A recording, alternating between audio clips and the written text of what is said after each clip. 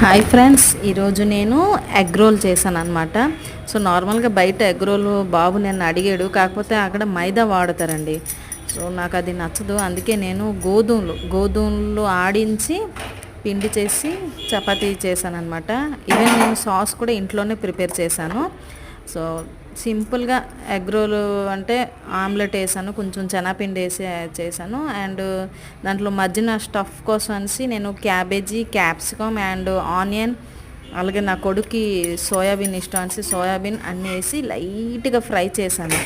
So అది దానివల్ల ఇంకొంచెం మంచి టేస్ట్ వచ్చింది. ఫస్ట్ చపాతీ చేసి దాని మీద యాజ్ యూజువల్ ఆమ్లెట్ వేస్తాను. ఆ తర్వాత నేను ప్రిపేర్ చేసిన టమాటా చట్నీ ఏదైతే ఉందో అది మొత్తం స్ప్రెడ్ చేశాను. ఆ తర్వాత నేను మధ్యన స్టఫ్ అదే రెడీ చేసి ఉంటే అది పెట్టాను. టేస్ట్ అయితే సూపర్గా ఉందండి, నా కొడుకు బాగా నచ్చింది.